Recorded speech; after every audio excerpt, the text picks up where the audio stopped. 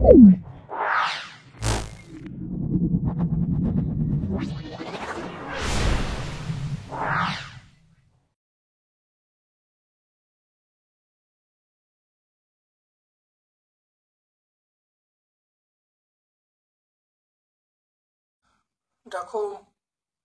ভৌতবিজ্ঞান মাধ্যমিক পরীক্ষা প্রস্তুতি 2026। আমরা রায়ান মার্টিন প্রশ্ন বিচিত্রার দেখো প্রথম যে মডেল কোশ্চেন পেপার সেটা পুঙ্খানুপুঙ্খভাবে সলভ করছি। ভিডিওটা প্রথম থেকে শেষ পর্যন্ত দেখো, অবশ্যই অত্যন্ত কার্যকরী ভিডিও। আমরা এখানে রায়ান মার্টিন পেজে যে কটা মডেল কোশ্চেন পেপার আছে সব সলভ করে দেখাবো। পরবর্তীকালে আমরা সাঁতরা এবং ছায়াপ্রকাশনী এই পাবলিশারের যে প্র্যাকটিস সেটগুলো বেরিয়েছে সেগুলো সলভ করব। তোমরা অবশ্যই ভিডিওগুলো দেখবে, ভালো লাগলে লাইক করবে, চ্যানেলটাকে সাবস্ক্রাইব করবে, বেল বাটনে ক্লিক করে দেবে। চলে এসো আজকে গ্রুপ এ এর প্রশ্নে। দেখো, বায়ুমণ্ডলে কোন স্তরে কৃত্রিম উপগ্রহ স্থাপন করা হয়? এটা আমরা বলবো এক্সোস্ফিয়ার। 4 গ্রাম H2 গ্যাসের জন্য এসটিপিতে পিভি মান কত হবে? দেখে নাও, পিভি সমান এনআরটি।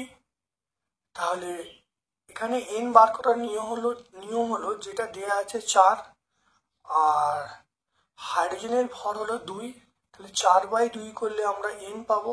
তাহলে পিভি সমান 4/2 ইন্টু আরটি, তাহলে পিভি সমান 2RT। তাহলে আলোচ্য প্রশ্নের উত্তরে আমরা যেটা পাবো অপশন বি পাবো। 1.3 দেখো, এসটিপিতে 1 লিটার গ্যাসের ভর 3.17 গ্রাম। গ্যাসটার বাষ্প ঘনত্ব কত? দেখো 1 লিটার গ্যাসের ভর 3.17 গ্রাম, আর 22.4 লিটার গ্যাসের ভর, এটা গুণ হয়ে যাবে। তাহলে গ্যাসের আণবিক ভর পেয়ে যাবো এটা, অর্থাৎ এম সমান আমরা বলবো 71.008 গ্রাম পার মোল। এম সমান 2D, ডি সমান m/2 করলে দেখো 35.5 আমরা ডি এর মান বা বাষ্প ঘনত্ব পেয়ে যাবো। তাহলে আমরা অপশন সি পাবো। আদর্শ গ্যাসের ক্ষেত্রে দেখো আয়তন গুণাঙ্ক এবং চাপ গুণাঙ্কের অনুপাত বার করতে বলছি। দেখো খুব ভালো করে মনে রাখবে, আয়তন গুণাঙ্ক আমরা কিন্তু গামা পি বলবো, গামা ভি নয়।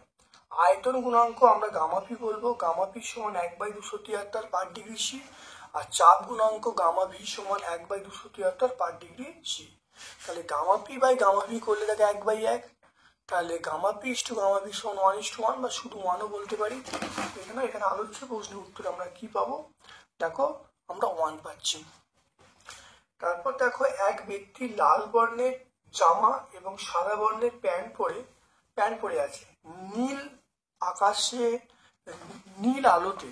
তাই নীল আলোতে জামা ও প্যান্টের রং যথাক্রমে কি হবে? কালো এবং নীল হবে। তারপরে চলে এসো 1.6, এ এবং বি মাধ্যমে প্রতিসরাঙ্ক মিউ এ এবং মিউ বি। তাহলে এ মিউ বি এর মান কত?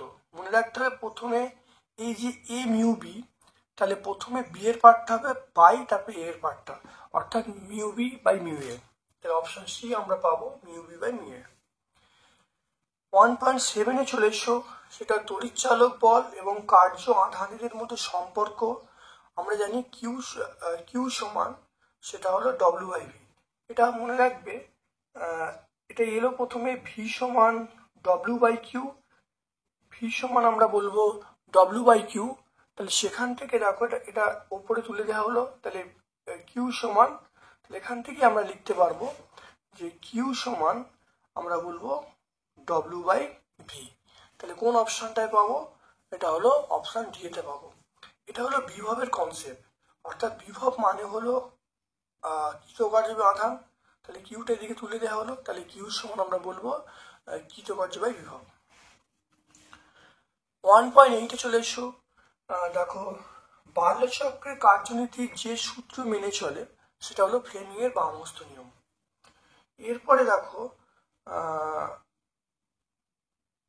14C6 পরমাণু থেকে বিটা কণা নির্গত হলে সেটা আমরা কি পাবো, একটা বিটা কণা বেরোলো, বিটা কণা বেরোলে মানে ভর সংখ্যার কোনো চেঞ্জ হবে না, পরমাণু ক্রমাঙ্ক 1 বাড়বে, তাহলে পরমাণু ক্রমাঙ্ক ছিল 6, 1 বাড়লে 7 হবে, তাহলে আমরা বলবো 14N7।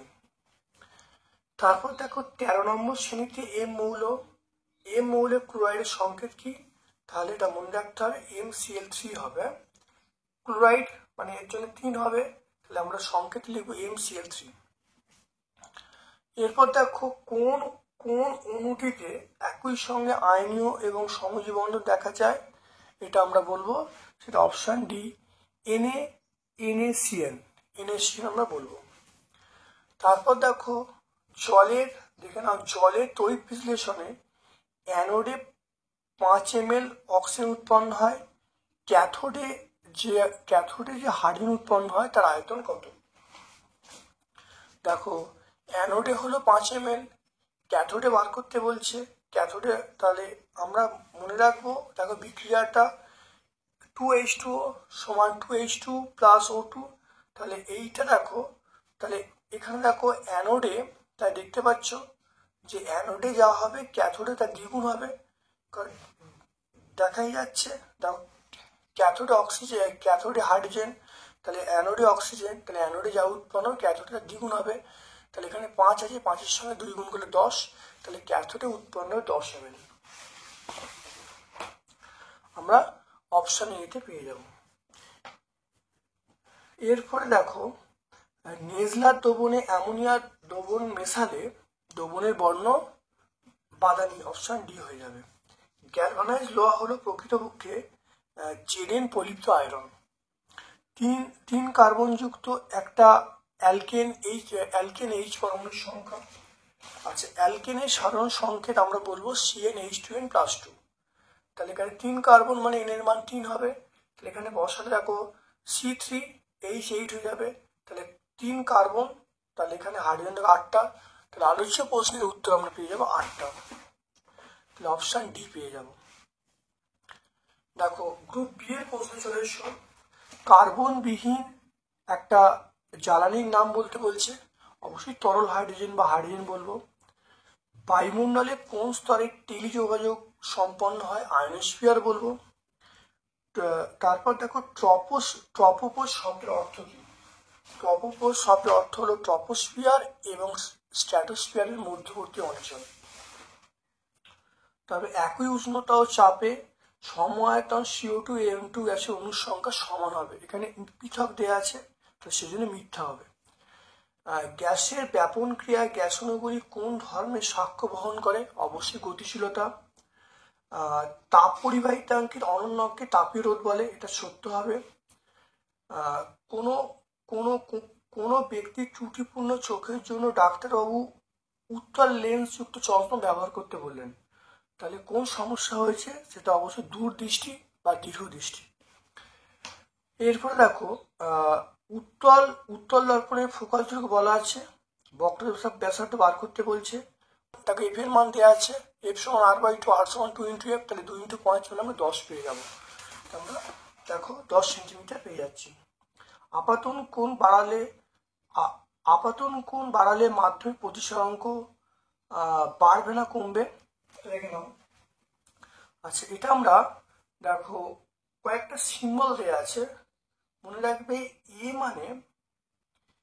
মানে আমরা বলবো অভিনবর বই, এ মানে আমরা যে বইটা বলবো সেটা হলো অভিনব পাবলিশার।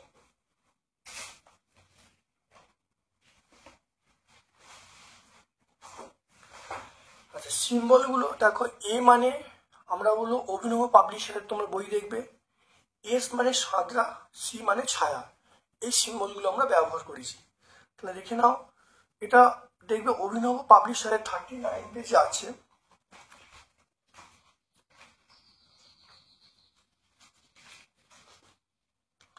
দেখো মাধ্যমের প্রতিসরাঙ্ক, দেখো মাধ্যমের প্রতিসরাঙ্ক আপাতন কোণের উপর নির্ভর করে না, তাহলে আমরা বলবো একই থাকবে। তারপর দেখো 3 পিন প্লাগে মোটা পিনটি কি নির্দেশ করে? অবশ্যই আর্থিক নির্দেশ করে। রূপোর রোধাঙ্ক 1.66 × 10⁻⁶ ওম সেন্টিমিটার বলতে কি বোঝো? এটা ছায়া প্রকাশনী আমরা 66 থেকে পাবো। তামার রোধাঙ্ক 1.66 × 10⁻⁶ ওম সেমি বলতে বোঝায় 20 ডিগ্রি সেন্টিগ্রেড তাপমাত্রায় 1 সেমি দীর্ঘ এবং 1 সেমি² প্রস্থচ্ছেদ বিশিষ্ট তামার পাতের দুই বিপরীত পৃষ্ঠে রোধের মানটা হলো 1.66 × 10⁻⁶ ওম। এরপরে চলে এসো, একটি তারকে দুভাগ করলে তারের রোধ এবং রোধাঙ্কের কি পরিবর্তন ঘটবে? দেখো আমরা জানি আর প্রপোর্শনাল এল, আর মানে রোধ, এল মানে লেন্থটা বা দৈর্ঘ্যটা। তাহলে তারটা অর্ধেক করা হলো মানে রোধ অর্ধেক হবে। তাহলে প্রথম প্রশ্নের উত্তর হলো অর্ধেক হবে। রোধাঙ্ক, মনে রাখতে রোধাঙ্ক তারের দৈর্ঘ্য প্রস্থ ছিল নির্ভর করে না বা নির্ভরশীল নয়। তাহলে এটি পদার্থের প্রকৃতি তাপমাত্রার উপর নির্ভরশীল। তাই যেহেতু এটা দৈর্ঘ্যটা অর্ধেক করা হচ্ছে, তাহলে রোধাঙ্কের কোনো পরিবর্তন হবে না, রোধাঙ্ক একই থাকবে। এরপর দেখে নাও, তেজস্ক্রিয় মৌল সর্বশেষ কোন মৌলে পরিণত হয়? সীসা বা লেড, যার সংকেত হলো পিবি। এরপরে দেখো চলে এসো, সর্বোচ্চ তড়িৎ ধনাত্মক অতেজস্ক্রিয় মৌল, সেটা আমরা বলবো সর্বোচ্চ তড়িৎ ধনাত্মক অতেজস্ক্রিয় মৌল, এটা আমরা বলবো সিএস বলবো, সিজিয়াম বলবো। আত্মরক্ষা সমর্থ ধাতু, এটা আমরা অ্যালুমিনিয়াম বলবো। দেখো অ্যালুমিনিয়াম, এল বলছি। তরল সন্ধিগত মৌল আমরা পারদ, এইচজি বলবো। আর আম্লিক বিগালক, এটা হলো SiO2, এটা আম্লিক বিগালক হলো SiO2। দুটি অধাতব পরমাণুর মধ্যে আমরা বলবো সমযোজী বন্ধন সৃষ্টি হয়। এমন একটি আয়নীয় যৌগের সংকেত লেখো যা ক্যাটায়ন অ্যানায়ন দুটি ইলেকট্রন বিন্যাস হিলিয়াম পরমাণুর মতো, সেটা আমরা বলবো LiH বলবো। LiH বলবো, Li এবং H এর ইলেকট্রন হিলিয়ামের মতোই হবে। তারপর দেখো, তড়িৎ বিশ্লেষণের সময় কোন শক্তি রূপান্তরিত হয়? তড়িৎ শক্তি রাসায়নিক শক্তিতে রূপান্তরিত হয়। তীব্র তড়িৎ বিশ্লেষণের উদাহরণ আমরা বলবো NaCl বলবো বা গাঢ় HCl বলবো। এগুলো তড়িৎ পরিবহন করে অথচ তড়িৎ বিশ্লেষ্য এমন একটি পদার্থের নাম, সেটা পারদ বা HG বলবো। অলিয়াম কাকে বলে? তাহলে অলিয়াম হলো ধূম্রয়মান সালফিউরিক অ্যাসিড, যার সংকেত হলো H2H2O7। এটি H2SO4 এবং SO3 মিশ্রণ। তারপরে দেখো, ক্যালসিয়াম সাইনামাইডের আদ্য বিশ্লেষণ করলে, বা ক্যালসিয়াম এটা আদ্য বিশ্লেষণ মানে জলের সঙ্গে বিক্রিয়া করলে সেটা কি পাওয়া যায়? সেটা অ্যামোনিয়া, NH3 বা অ্যামোনিয়া পাওয়া যাচ্ছে। তারপরে আমি এর গঠন সংখ্যা লিখতে বলছি। গঠন সংখ্যা দেখে নাও, আমরা গঠন সংখ্যাটা এইরকম ভাবে বলবো CH3 CO CH CH3 CH3। এরপর দেখে নাও, আমরা এইটা কিন্তু গঠন সংখ্যা এরকম ভাবে লিখতে পারি। এটা হলো গঠন সংকেত। এটা ছাড়াও তোমরা যদি মনে করো এই যে এইচগুলো তোমরা ভাগ করে দেবে, মানে সি এর 3 পাশে 3টে এইচ দিয়ে দেবে, এখানে দেখো সি এর 3 পাশে 3টে এইচ দিয়ে দেবে, সেরকম করলেও কিন্তু হবে বা পরীক্ষা এটা লিখলেও হবে। তারপর দেখো ইউপ্যাক নাম বলেছে, এর ইউপ্যাক নাম লিখে নাও। এর ইউপ্যাক নাম হবে 2-ক্লোরোপ্রোপানল। কি অ্যান্সার হবে? 2-ক্লোরোপ্রোপানল। তারপরে দেখে নাও C12HNO2, এই যৌগটি ফর্মিক অ্যাসিডের সমগণীয় শ্রেণী, এর সমগণীয় শ্রেণী। তাহলে এন এর মান বার করতে বলছে, দেখে নাও কি করে হবে। তাহলে আমরা বলবো, দেখো এন এর মান, দেখো C12HNO2 আর ফর্মিক অ্যাসিড মানে HCOH, তাহলে CnH2NO2। তাহলে এখানে দেখো সি এর মান 12, অর্থাৎ এর দেখো কার্বন কটা আছে? 12। তাহলে এর দেখো তাহলে কার্বন কটা থাকবে? অবশ্যই 12 থাকবে, কিন্তু হারের দেখো 2 × 12। তাহলে এর দেখো কার্বন 12, কিন্তু এখানে দেখো এখানেও এন, এখানে, তাহলে কার্বন 12 এবং মানে হাইড্রোজেন 12। এখানে দেখো কার্বন 12 হবে আর হাইড্রোজেন কটা হবে? 24টা।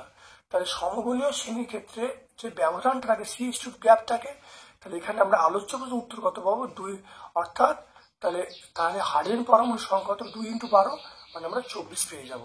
একটা কথা মনে রাখতে হবে, দুটো পরপর যে সমগুণীয় শ্রেণী আছে, একটা সমগুণীয় শ্রেণী থেকে অন্য সমগুণীয় শ্রেণী যে পার্থক্য সেটা আমরা CH2 বলবো, এটা মনে রাখতে হবে। কিন্তু এখানে আলোচ্য প্রশ্নের উত্তর আমরা 24 বলবো, n এর মান 24। গ্রুপ সি এর প্রশ্নে চলে এসো। গ্রুপ সি এর প্রশ্নে মিথেন হাইড্রেটকে ফায়ার আইস বলে। মিথেন হাইড্রেট সংকেত পেয়েছো, এটা দেখতে দেখো বরফের মতো কিলাসাকার কঠিন পদার্থ, এই জন্য মিথেন হাইড্রেটকে আমরা বলবো ফায়ার আইস বলবো। এরপর দেখো আমরা পেয়ে যাব, দেখো এসটিপিতে ডুয়েটটা, এসটিপিতে নির্দিষ্ট ভরের কোনো গ্যাসের আয়তন বলা আছে 52 সেমি কিউব, অপরিবর্তিত উষ্ণতায় 104 সেমি এইচজি চাপে গ্যাসটার আয়তন কত হবে? জানি P1 V1 সমান P2 V2, যেহেতু তাপমাত্রাটা কনস্ট্যান্ট, তাহলে এখানে দেখে নাও, তাহলে P1 এর মান 76, V1 এর মান 52, P2 এর মান 104, V2 এর মান চাইছে, মানটা বসিয়ে দেখো আমরা পেয়ে যাবো V2 এর মান 38, তাহলে অন্তিম আয়তন পেয়ে যাবো 38 মিটার কিউব। দেখে নাও, বেলুনে 95 সেমি এইচজি চাপে 0.8 লিটার বাতাস ভরা আছে। যদি উষ্ণতা একই থাকে তাহলে চাপ কমিয়ে 76 সেন্টিমিটার করা হলো, তবে বাতাসের আয়তন কত হবে? তাহলে P1 এর মান দেখো 95, V1 এর মান 0.8 লিটার, এগুলো সব প্রাথমিক চাপ, প্রাথমিক আয়তন, আর অন্তিম চাপ, অন্তিম আয়তন। অন্তিম চাপ 76 সেমি এইচজি, আর V2 এর মান অন্তিম আয়তন চাইছে। তাপমাত্রা কনস্ট্যান্ট, তাই P1 V1 সমান P2 V2, তাহলে V1 এর মান পেয়ে গেলাম। তাহলে এখানে দেখো, তাহলে এখানে V2 এর মান পেয়ে যাচ্ছে, V2 এর মান দেখো 1 পেয়ে গেলাম। তাহলে অন্তিম আয়তন কত? অন্তিম আয়তন, গ্যাসের অন্তিম আয়তন 1 লিটার। এরপর দেখো 3.3-তে দেখা হচ্ছে দুটি মাধ্যমে আলোর গতিবেগ সমান হলে আলোক রশ্মির গতিপথের কোনো পরিবর্তন হবে না। আমরা জানি মিউ সমান C/V, C মানে শূন্য মাধ্যম আলোর বেগ, V মানে মাধ্যমের যে আলোর বেগটা, আর মিউ মানে প্রতিসরাঙ্ক। আমরা জানি মিউ সমান sin I/sin R। তাহলে এখানে দেখো যেহেতু বেগটা সমান বলা যায় C/C, তাহলে দুটো মাধ্যমের বেগ একই, তাহলে মিউ এর মান 1 পেয়ে গেলাম। এই মিউ এর মানটা এখানে বসালে দেখো sin I, তাহলে 1 সমান sin I/sin R। তাহলে এখান থেকে দেখো আমরা পেয়ে যাবো sin I সমান sin R, তাহলে I সমান R। আপাতন কোণ প্রতিসরণ কোণ সমান, তাহলে আলোক রশ্মির দিক পরিবর্তন হবে না, অর্থাৎ এটি সোজা পথে চলে যাবে। প্রমাণিত দেখালো। এরপর দেখে নাও, তড়িৎচালক বল এবং তড়িৎ বিভবের মধ্যে সাদৃশ্য বলতে বলছে, বৈসাদৃশ্য বলতে বলছে। বলের সাদৃশ্য দেখো, তড়িৎচালক বল এবং বিভব প্রভেদের মধ্যে সাদৃশ্য বলি, তাহলে এদের দেখো দুটো একক কিন্তু ভোল্ট, তাই তড়িৎচালক বলে SI একক ভোল্ট, আর বিভব প্রভেদের SI একক ভোল্ট। আর বৈসাদৃশ্য বলতে দেখো, তড়িৎচালক বল হলো কারণ, আর বিভব প্রভেদ হলো ফল। তড়িৎচালক বলকে আমরা পোটেনশিওমিটার যন্ত্রের সাহায্যে মাপি, আর বিভব প্রভেদকে আমরা ভোল্টমিটার যন্ত্রের সাহায্যে মাপি। অথবা প্রশ্ন চলে এসো, 4 ওহম, 6 ওহম, 8 ওহম তিনটি রোধ কোন সমবায় যুক্ত করলে পরিবাহীর মধ্যে একই তড়িৎ প্রবাহ যাবে? একই তড়িৎ প্রবাহ যাবে অবশ্যই শ্রেণী সমবায় যুক্ত করলে। আর তুল্যাঙ্ক রোধ বার করতে হচ্ছে। তাহলে প্রথম দেখো R এর সমান, তাহলে শ্রেণী সমবায় তুল্য রোধ R এর সমান R1 + R2 + R3, তাহলে R1 এর মান 4, R2 এর মান 6 ওহম, R3 এর মান 8 ওহম। তিনটে দেখো যোগ্য দিলাম, তাহলে যোগ্য আমি কত 8 ওহম পেয়ে গেলাম। তাহলে তুল্যাঙ্ক রোধ হলো 8 ওহম, আমরা 8 ওহম, 18 ওহম। এরপরে সমযোজী যৌগগুলো তড়িৎ পরিবহন করে না কেন?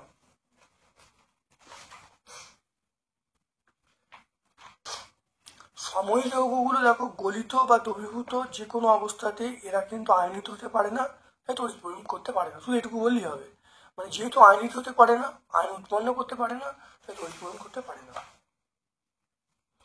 তারপরে দেখে নাও, এখানে সমযোজী এবং তড়িৎ যৌগের দুটো পার্থক্য লিখতে বলছে।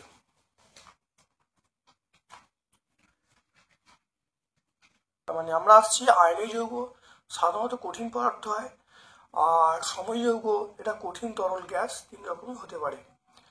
সময় যৌগের যে গলনাঙ্ক এবং দেখো আয়নীয় যৌগের গলনাঙ্ক এবং স্ফুটনাঙ্ক বেশি হয়, আর সময় যৌগের গলনাঙ্ক স্ফুটনাঙ্ক কম হয়। আয়নীয় যৌগগুলোর সমবায় বা ধর্ম দেখা যায় না, আর সময় যৌগের কিন্তু অবশ্যই দেখা যায়। তারপর দেখে নাও সোডিয়াম ক্লোরাইডের ক্ষেত্রে আণবিক ওজনের বদলে আণবিক সংকেত কেন লেখা হয়, এখান থেকে পেয়ে যাব। দেখে নাও এখানে আমরা আণবিক সংকেত কেন লেখা হয়, কারণ অর্থাৎ এর মেন পয়েন্ট হলো যে ক্যাটায়ন অ্যানায়ন গুলো একটা তীব্র আকর্ষণ বলে যুক্ত থাকে, বিচ্ছিন্ন কোনো অস্তিত্ব নেই। সেই জন্যই আমরা কিন্তু আণবিক ওজনের পরিবর্তে সংকেত ওজন কথাটা ব্যবহার করব। তামগাড়ির পেন্টোগ্রাফ ও তড়িৎ পরিবাহী তারের মধ্যে সংযোগ বিচ্ছিন্ন করার সময় বাধাই বর্ণে ধোঁয়া সৃষ্টি হয় কেন? তামগাড়ির পেন্টোগ্রাফ এবং পরিবাহী তারের মধ্যে সংযোগ বিচ্ছিন্ন হওয়ার সময় সামান্য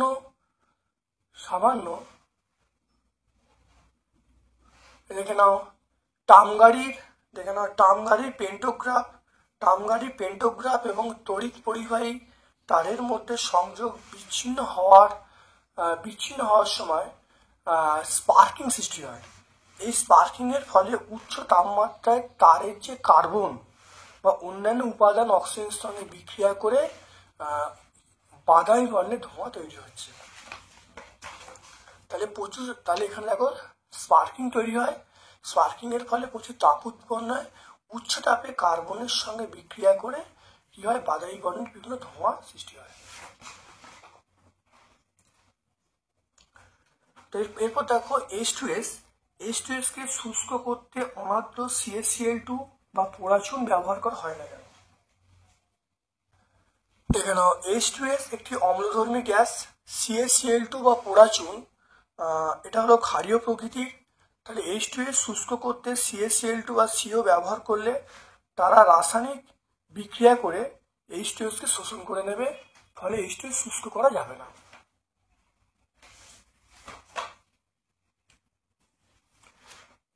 এরপরে দেখে নাও আম্লিক খাদ্য অ্যালুমিনিয়াম পাত্রে রাখা উচিত নয় কেন? আম্লিক খাদ্য অ্যালুমিনিয়ামের মধ্যে রাখা উচিত নয়, কারণ এর মধ্যে বিক্রিয়া করে একটা বিষক্রিয়া হবে, সেটা পেটে গেলে নানা রকম সমস্যা সৃষ্টি হবে। আমরা এখানে পেয়ে যাব। থার্মিন মিশ্রণ কি, এর ব্যবহার লিখতে বলছে।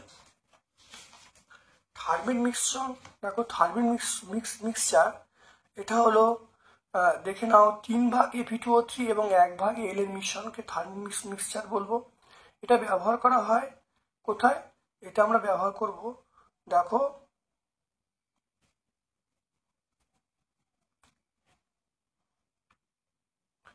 এটা আমরা ওয়েল্ডিং এ, দেখো রেল লাইন বা যন্ত্রের ফাটল জোড়া লাগানোর ক্ষেত্রে ব্যবহার করি।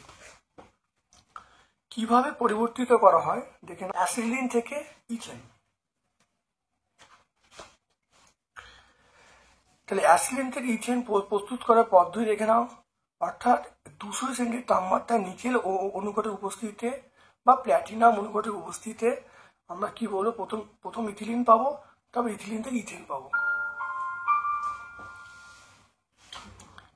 এরপর চলে এসো আমরা গ্রুপ ডি এর প্রশ্নে চলে আসবো। গ্রুপ ডি, বয়েল সূত্র এবং চার্লসের সূত্রের সমন্বয় রূপটি সমীকরণে প্রকাশ করতে বলছে এবং চিহ্নগুলোর কি ব্যবহার নির্দেশ করতে বলছে। বয়েল সূত্র অনুসারে আমরা পাবো ভি প্রপোর্শনাল পি, যখন টি এবং পি যখন ভর এবং টি কনস্ট্যান্ট বা স্থির থাকবে।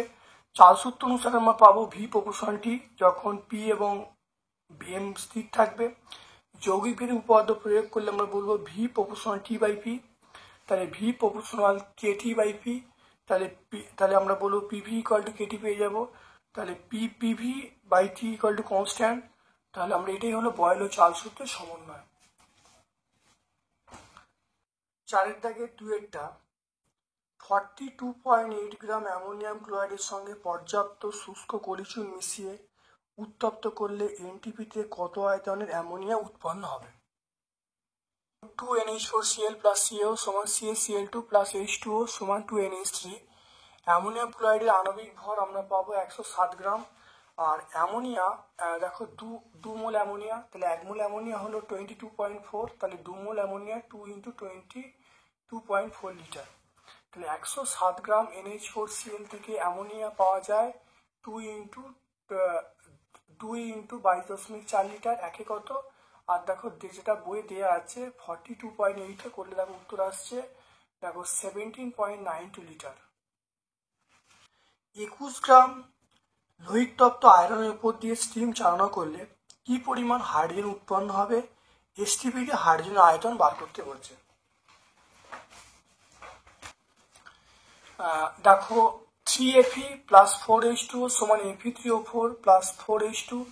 এখানে দেখো 3 × 56, এখানে দেখো 4 × 2, তাহলে 3 × 56 গ্রাম Fe থেকে H2 উৎপন্ন হয় 4 × 2 গ্রাম, তাহলে একে কত?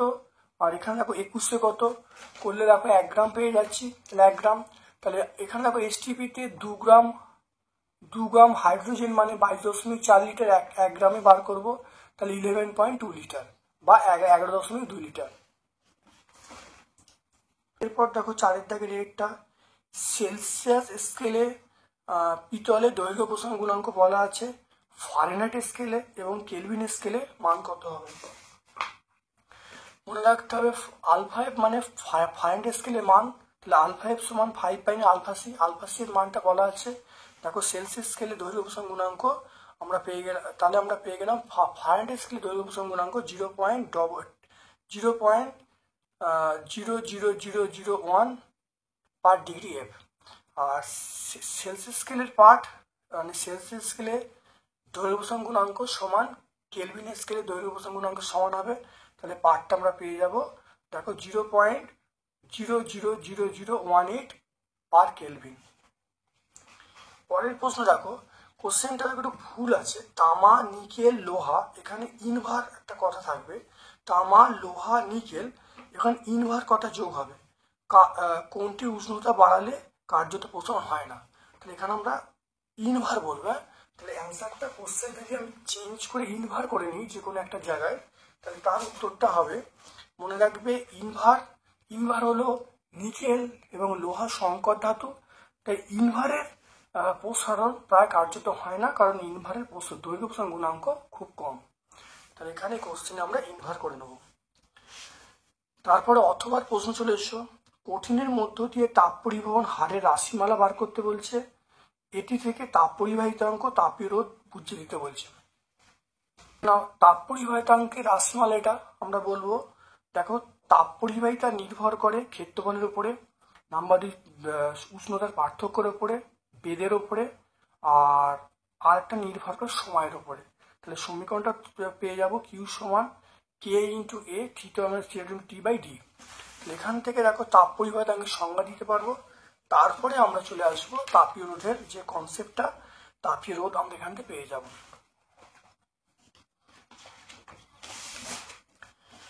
এরপরে দেখে নাও উত্তল লেন্সের সাহায্যে কিভাবে সৎ বিবর্ধিত প্রতিবিম্ব পাওয়া যায়, রশ্মি চিত্রের সাহায্যে ব্যাখ্যা করতে বলছে।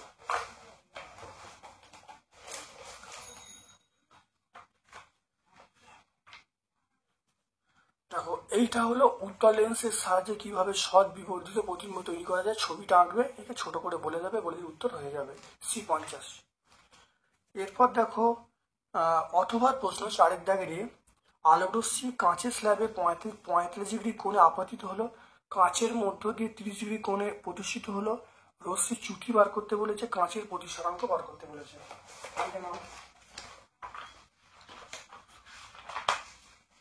তাহলে আই এর মান 45 ডিগ্রি, আর এর মান 30 ডিগ্রি, আই মানে আপাতন কোণ, আর মানে প্রতিসরণ কোণ, তাহলে রশ্মির চুটি মানে I - R, তাহলে 45 ডিগ্রি মাইনাস 30 ডিগ্রি 15 ডিগ্রি, তাহলে প্রথম পার্টের উত্তর আমরা পেয়ে গেলাম 15 ডিগ্রি। আর প্রতিসরাঙ্ক মিউ সমান সাইন আই বাই সাইন আর, তাহলে আই এর মান 45, আর এর মান 30। সাইন 45 ডিগ্রি মানে 1/√2, সাইন 30 মানে 1/2, দুইটা উপরে উঠে গেল, 2 মানে √2 ইন্টু √2, তাহলে একটা √2 কেটে গেল, তাহলে অ্যান্সার √2। তাহলে √2 মানে আমরা বলবো 1.414 অ্যান্সার পেয়ে যাবো। এরপরে দেখে নাও সমতল দর্পণে ফোকাস দূর কত হবে, অবশ্যই অসীম হবে, চিহ্নটা অবশ্যই অসীম। লাল এবং অবলোহিত রশ্মির মধ্যে কার তরঙ্গ বেশি, আমরা বলবো অবলোহিত, কারণ লালটা হলো আমরা বলবো সেটা দৃশ্যমান আলো, তাহলে দৃশ্যমান আলোর থেকে অবলোহিত রশ্মির তরঙ্গ দৈর্ঘ্য বেশি। তারপর দেখে না লঘু মাধ্যম থেকে ঘন মাধ্যমে আলোক রশ্মি প্রতিসরণে চ্যুতিকোণ নির্ণয় করতে বলছে।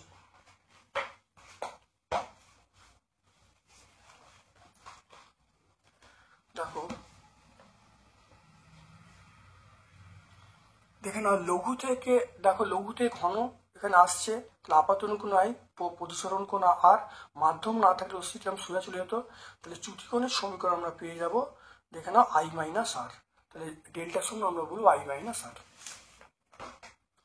এরপর দেখো একটা অঙ্ক আছে, এই অঙ্কটা সলভ করতে বলছে। এই অঙ্কটা করার সময় প্রথম মনে রাখতে হবে যে এখানে এই সার্কিটের ক্ষেত্রে এইটুকু অংশে দেখো 3টে রোধ সমান্তর সমবায়, এখানে 3টে রোধ সমান্তর সমবায়, যা বেরোবে সেইটা সেই দুটো যে রোধ বেরোলো সেটা হলো শ্রেণী সমবায় যুক্ত হবে। তাহলে এটা প্রথম কনসেপ্ট এইটা। দেখে নাও অঙ্কটা তো সলভ করেছি, খুব ভালো দেখে নাও আরপি, তাহলে এটা 1/, এটা মানে এটা 3টে সমান্তর সমবায়, তাহলে 3টে যে তুল্য রোধ আমি বলেছি আরপি, তাহলে এটা আমি কি বলেছি RP1 বলেছি, এটা কি বলেছি RP1, তাই প্রথমটার জন্য RP1, তাহলে 1/r plus 1/r plus 1/r, এটা r/3, তাহলে আমরা এখানে RP1 ড্যাশ কি পেয়ে যাবো r/3 পেয়ে যাবো, এটা করলে আমরা r/3 পেয়ে যাবো। ঠিক একইভাবে আমরা এই সার্কিটটার এইটুকুর ক্ষেত্রে আমরা পেয়ে যাবো, সেখানেও দেখো RP2 পেয়ে যাবো, RP2টা কি পেয়ে যাবো r/3, তাহলে এটাও দেখো r/3 পেয়ে গেলাম, এটা r/3 পেয়ে গেলাম, তাহলে এই দুটো কোণ এই দুটো শ্রেণী সমবায় যুক্ত, তাহলে তাহলে RS মানে সিরিজ রেজিস্ট্যান্স, তাহলে RS সমান r/3 প্লাস r/3 মানে 2r/3, তাহলে আলোচ্য প্রশ্নের উত্তর আমরা পেয়ে গেলাম 2r/3। খুব ভালো করে মনে রাখবে এই 3টে রোধ সমান্তর সমবায়, এই 3টে রোধ সমান্তর সমবায়, এই সমান্তর সমবায় তুল্যরোধ আমরা বার করব, এর তুল্যরোধ বার করে যোগ করলে আমরা অ্যান্সার পাবো 2r/3। এরপরে চলে এসো দেখাও যে তড়িৎ ক্ষমতা P সমান I² ইন্টু R।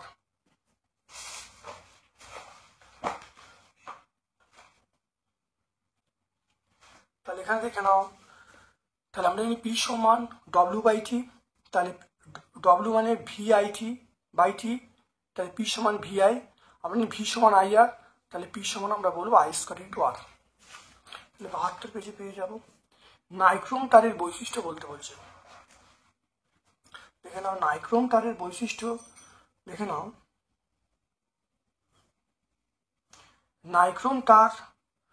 নাইক্রোম তারের রোধাঙ্ক বেশি হবে আর নাইক্রোম তারের গলনাঙ্ক বেশি হবে। এরপরে দেখো ফ্যারাডের তড়িৎচুম্বকীয় আবেশ সংক্রান্ত সূত্রগুলি থেকে কি জানা যায়। দেখো প্রথম সূত্র থেকে আমরা আবেশের ধারণা পাবো, আর দ্বিতীয় সূত্র থেকে আবেশের মান জানতে পারবো।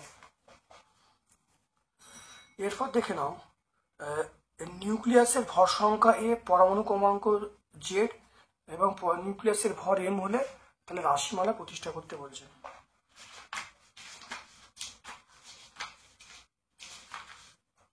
তাহলে আমরা এই সমীকরণটা প্রতিষ্ঠা করে দেবো, দেখতে পাচ্ছ। তারপরে দেখো চলে আসবো আমরা, দেখো নিউক্লিয়াসের গঠনের সময় যে ভর বিচ্যুতি দেখা যায় কোন শক্তি রূপান্তরিত হয়, অবশ্যই বন্ধন শক্তিতে রূপান্তরিত হয়। বিরল মৃত্তিকা কাকে বলে, উদাহরণ দিতে বলছে, এরূপ নামকরণ কেন করা হয়েছে।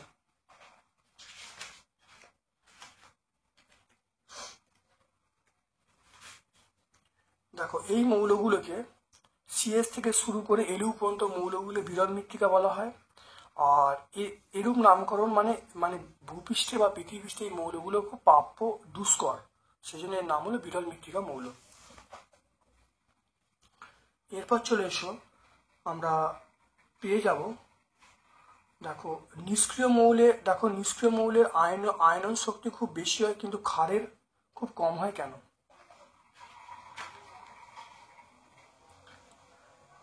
তাহলে এখানে দেখে নাও নিষ্ক্রিয় মৌলের ক্ষেত্রে দেখো নোবেল গ্যাসগুলি বা নিষ্ক্রিয় মৌলগুলো খুব সুস্থিত হয়।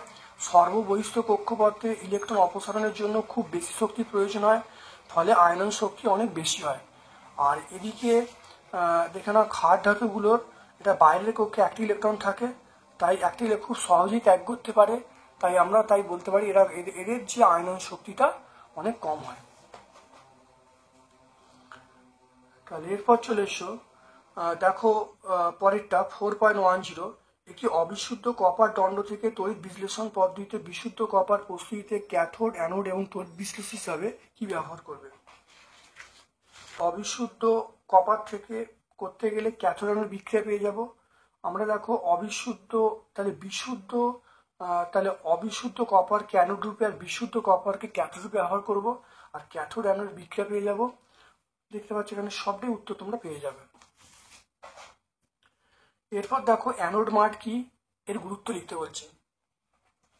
অ্যানোড মাঠ দেখো অবিশুদ্ধ তামার তড়িৎ বিশ্লেষণের সময় অ্যানোডকে ঘিরে যে মসলিনের থলিতে কম ধনাত্মক মূল্যবান ধাতু পাওয়া যায় সেগুলিকে আমরা কাদার মতো জমা হয়, সেগুলিকে আমরা অ্যানোড মাঠ বলবো। এর সাহায্যে আমরা মূল্যবান ধাতু যেমন এউ, এজি, পিটি এগুলো সংগ্রহ করতে পারি। অ্যানোড মাঠ কাকে বলে গুরুত্ব হয়ে গেল। লাভল্যান্ড পদ্ধতিতে কিভাবে হাইড্রোক্লোরিক অ্যাসিড প্রস্তুত করা যায় প্রয়োজনীয় সমীকরণ লিখতে বলছেন।